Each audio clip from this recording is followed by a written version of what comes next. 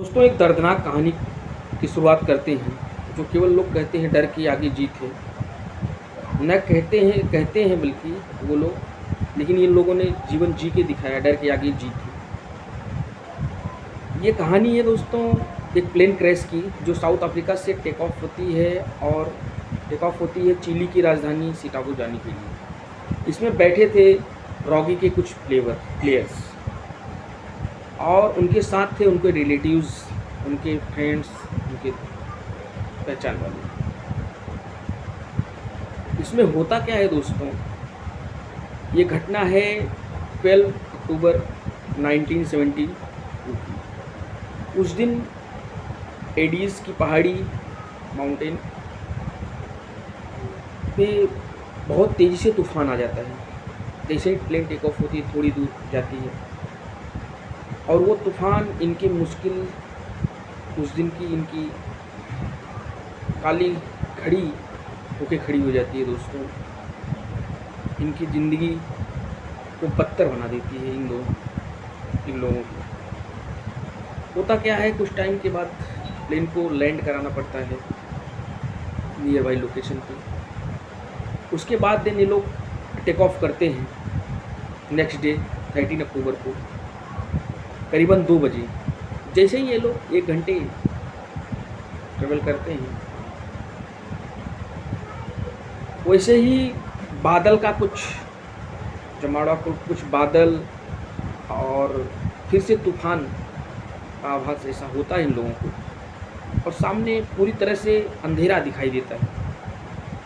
Pilot को कुछ दिखाई नहीं देता। सामने पहाड़ होता है, जैसे कि अलार्म की घंटी बजने लगती है जहाज़ में। पहाड़ होता है, अलार्म की घंटी बजने लगती है। पायलट पूरी एड़ी से लेकर चोटी तक अपनी जोर लगा देते हैं प्लेन को ऊपर की दिशा में उड़ाने के लिए, मोड़ने के लिए।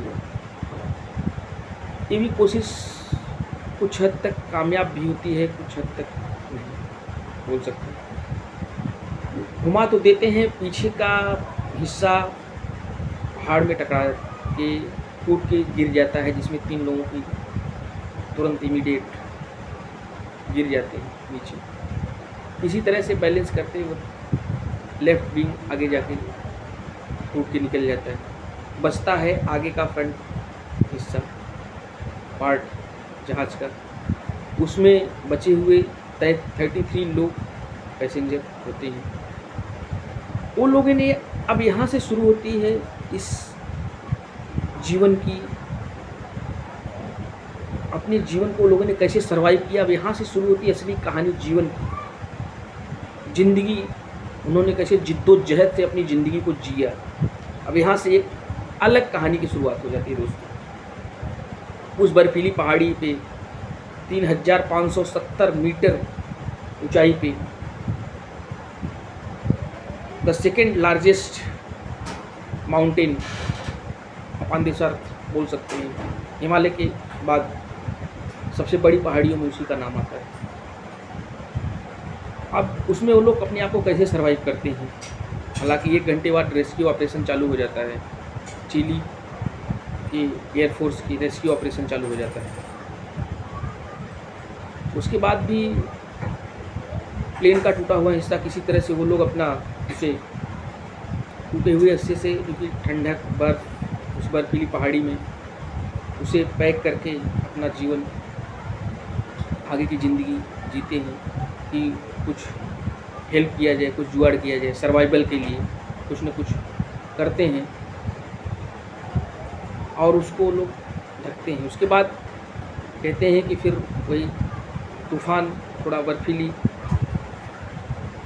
पहाड़ी ग्लेशियर से गिरती है और वो तोड़ के उनके अंदर घुस जाती है। उसमें 5 लोगों की मौत हो जाती है। बचते हैं 28 लोग। वो 28 लोग आगे के जीवन कैसे जीते हैं। उसमें से 3 लोग दोस्तों निकलते हैं किसी बाहर के सोर्सेज से, किसी से हेल्प लिया जाए, कुछ कांटेक्ट किया जाए बाहर से, किसी तरह से यहाँ से निकला जाए इस परिस्थिति से। लेकिन वो लोग निकलते हैं। निकलने से पहले रेस्क्यू ऑपरेशन तो चालू था। उसके बाद और वो सब बाकी जगह पे भी पता चल जाता है। 3 जगह से अलग अलग एयरफोर्स आते हैं। 11 ऑपरेशन चालू होता है और रेस्क्यू ऑपरेशन चालू हो जाता है। एक ही दिन उन्होंने एक नहीं, 2 नहीं, बल्कि 3-3 हेलीकॉप्टर दिखते हैं रेस्क्यू के, बट अनफॉर्चुनेटली वो देख नहीं पाते हैं इनको। 3 लोगों ने कुछ रेड कलर से कुछ प्लेन के बॉडी पे कुछ प्लेन के उस पे लिखने की कोशिश की, जिससे कि इनको विजुअलाइज हो, विजुअल दिखे कि यहाँ पे लोग हैं और यहाँ पे इनको हेल्प करने की ज़रूरत है। लेकिन वो भी उनकी कोशिश नाकाम हो जाती है, बिकॉज ऑफ उनके पास होता नहीं है कलर। उसके बाद होता क्या है दोस्तों, उनके पास कुछ सामान होते हैं। उस सामान से वो क्रॉस बनाने की कोशिश करते हैं, जिससे इससे भी पता चले रेस्क्यू ऑपरेशन वालों को कि यहाँ पे कुछ लोग फंसे हुए हैं। वो लोग करते हैं, लेकिन ये कोशिश भी नाकाम होती है। तो 3 लोग निकल जाते हैं थोड़ा बाहर की हेल्प लेने के लिए, किसी तरह से हेल्प किया जाए, कोई जुगाड़ निकाला जाए। इसमें पराडो, कैसिनो एंड एक आदमी विनी नाम था शायद।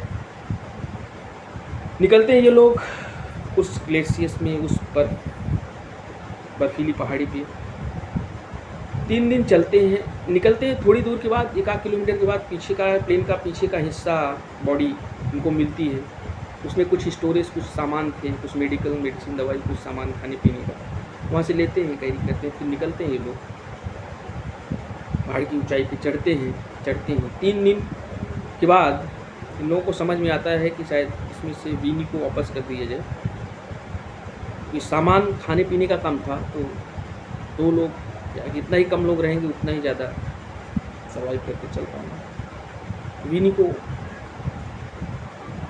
वापस क्रैश प्लेस पे जाने का प्लान बनाए ये लोग। वहाँ से स्लेप्ट होते हुए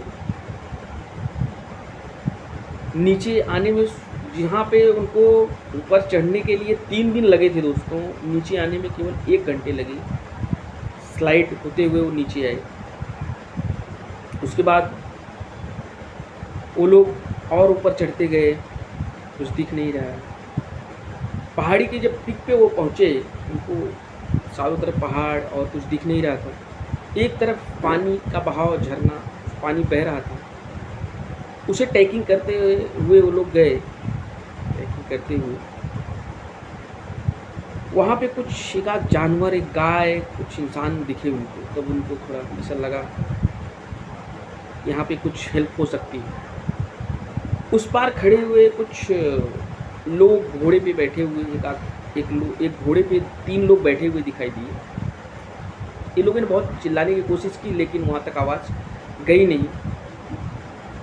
और ये सब मैं आपको बता रहा हूँ, इतने में कम से कम 60 डेज़ हो गए थे, मोर देन 60 डेज़। ये सब एक दिन की कहानी चल रही है, इस जीवनचर्या चल रहा है। 30 लोगों को प्लेन क्रैश होने के बाद से ये चीज़ें चालू हुई। उसके बाद वहाँ पे उस तरफ जो घोड़े पे बैठे हुए लोग थे वो देख नहीं पाए और सुन नहीं पाए, सॉरी। उसमें से एक आदमी देखा, उसने बोला टुमारो। फिर कल वो आया, इन लोगों को किसी न किसी तरह से कल वो आया, तो वो उस दिन पेन और पेपर लेके आया था।